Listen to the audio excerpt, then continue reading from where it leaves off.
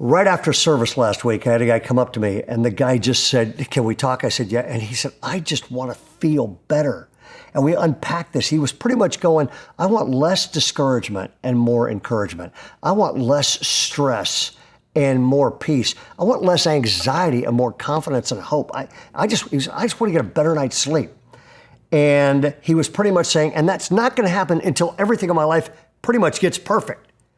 And I just said to him, read the book of Philippians over and over and over again for about a month, because this book was written to restore your joy, lower your anxiety, and restore your hope. And in this 4-chapter stick of dynamite, the Apostle Paul makes this audacious statement. He says this, chapter 4, rejoice in the Lord always. Again, I say rejoice. Now, so Philippians chapter 1, 2, 3, and 4, each chapter has one joy killer. One joy killer that if you let it into your life, okay, then hope and joy exit.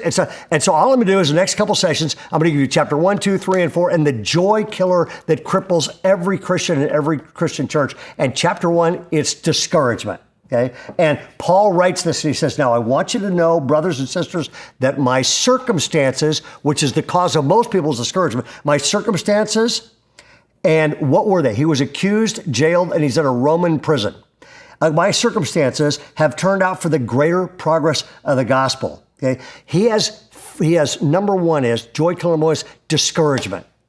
And how does he get free from that? Because the book is really written to 3 people, okay? Paul, it's also Timothy's in the book and Epaphroditus' book. What were their circumstances? Paul's in prison on trumped up charges, okay?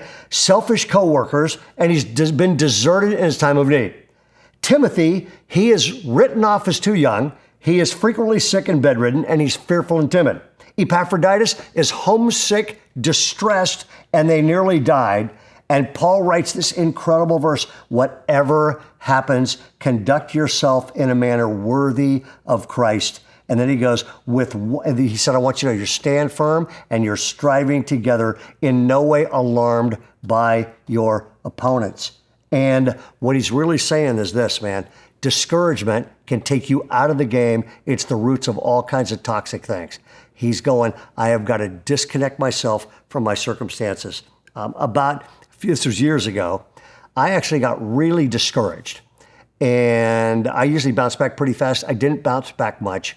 And what took me out of it was one quote from a woman in Paul's situation. And her name was Corrie ten Boom. During World War II, she was captured, put in a Nazi concentration camp. Her own sister was put in there with her. Her sister died. And she came out and spent the rest of her life spreading the love of God, and was one of the most buoyant people in the world with circumstances that destroyed most people. And I was reading her biography, and she said this, and it lifted me right out. She said, here's the prescription. Look around and be distressed. Look inside and be depressed, or look at Jesus and be at rest. And that took me out of it. I'll just say it one more time. If you're going, man, I just have not been bouncing back, I would like to do better, look around and be distressed. And there are distressing things around. Look inside and be depressed, or look at Jesus and be at rest. And that will deliver you from discouragement. God bless you. We'll see you tomorrow.